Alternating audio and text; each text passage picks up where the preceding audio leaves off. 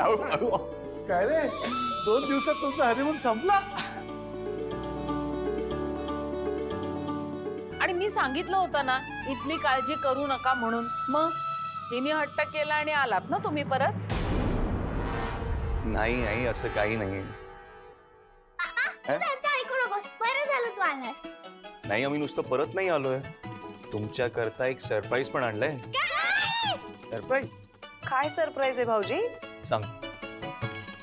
येऊ दे रे.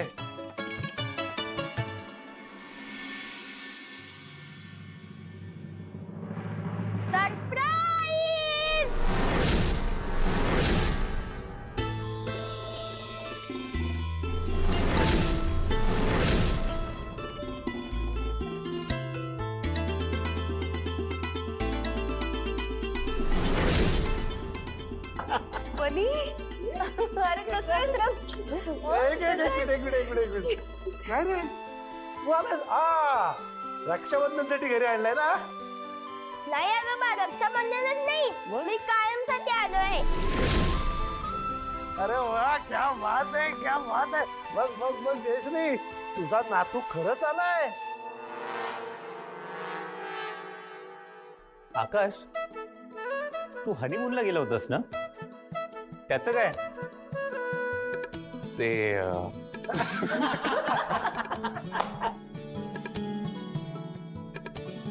खरंच आकाश, तुम्ही मला माझ्या वाढदिवसाच्या दिवशी जे गिफ्ट दिलं ते मी कधीच विसरू नाही शकत. असं काही जगा वेगळं केलं नाहीये मी. इथे सगळ्यांना स्पष्ट दिसत होतं की तुम्हाला बनीशिवाय खूप त्रास होतो आणि बनी पण तिथे केवढा एकटा होता म्हणून आणलं परत त्याला. मला माहित होतं हे असंच होणार. आपण ना याला पाठवायलाच नको होतं. नाही बाबा, मी तेव्हाच तुमचं ऐकायला हवं होतं. मुलं ही आई बाबांच्या डोळ्यासमोरच मोठी झाली पाहिजे, हेच खरंय.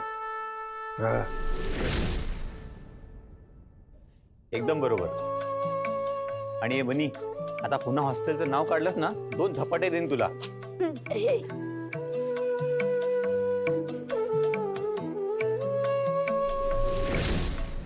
आकाश, तुझ्या निर्णयाने आम्हा सगळ्यांना खूप बरं वाटलं.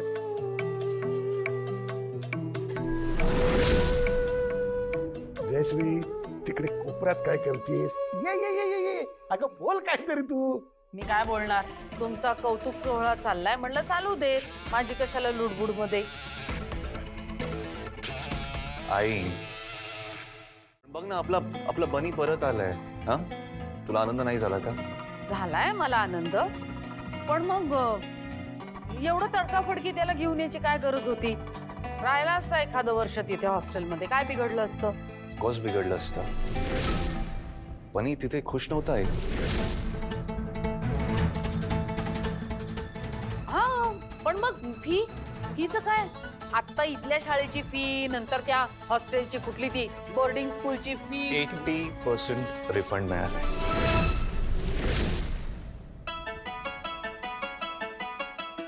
खरंय का? कसं असतं? काय म्हणते? पण मग तसंही त्याचं वर्ष वाया जाणार आहे. परत काय त्याला इथल्या शाळेमध्ये घेणार नाहीत ना आता. परत घेण्याचा प्रश्नच येत नाही, कारण मी त्याच्या या शाळेतून त्याचं नाव काढलंच नव्हतं.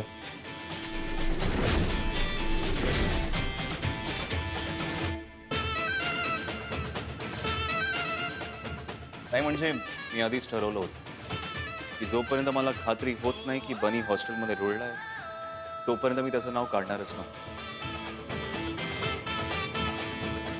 आणि येणं वे बरंच झालं ना. आणि तू उद्यापासूनच शाळेत परत जाऊ शकतो.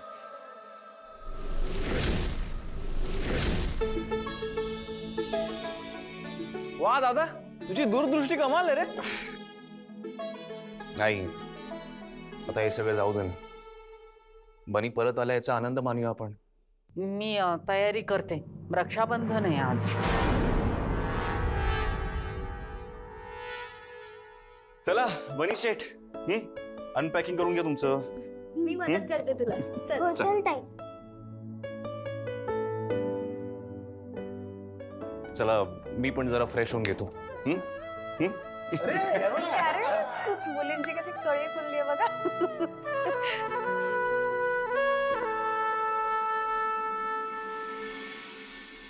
काय ग खुश का मग? बोल बोल. तुम्ही दोघी शाण्या मुली आहात ना, मग बनी दादाला राखी बांधायची. ओके?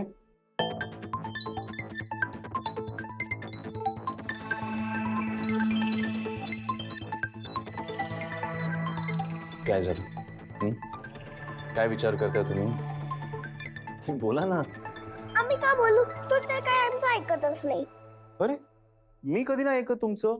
आम्ही तुला नेहमी सांगत असतो की तो बनी आमचा भाऊ नाहीये, तरी पण तू त्याला घेऊन आलास. आणि आता राखी पण बांधली तर तो खरंच आमचा भाऊ होईल. बरं होईल तुमचा भाऊ. हा मग काय प्रॉब्लेम आहे? कुठे काय बिघडलं? पण आम्हाला तो नाही आवडत. सारखा आमच्याशी भांडत असतो. अच्छा, तो तुमच्याशी भांडतो का? की तुम्ही दोघी त्याच्याशी भांडत असता? तो आमच्या डोक्यात जातो म्हणून आम्ही त्याच्याशी भांडतो. बरं, तुम्हाला एक गंमत सांगू का? काय? तुमचा तो भास्कर काका आहे ना, तो पण असंच माझ्या डोक्यात जायचा. काय? हो खरंच. पण का? आणि तो हुशार होता ना, जिकडे तिकडे नेहमी पहिलाच यायचा. मला ना खूप राग यायचा त्याच्यावर, म्हणून मी नेहमी त्याच्याशी भांडायचो. पण तुम्हाला माहिती आहे का, तो माझ्याशी कधीच नाही भांडला. आणि मग जसे जसे मोठे होत गेलो ना, तेव्हा कळलं की हे भांडण वगैरे तर ठीक आहे, पण भास्कर दादाशिवाय मी राहूच शकत नाही. तो ना माझा बेस्ट फ्रेंड आहे. येतंय का लक्षात? काय? हेच की तुमचं आणि बनी दादाचं तसंच आहे. तुम्ही कितीही भांडलात ना त्याच्याशी, तरी तो तुमच्याशी प्रेमाने वागणार आहे.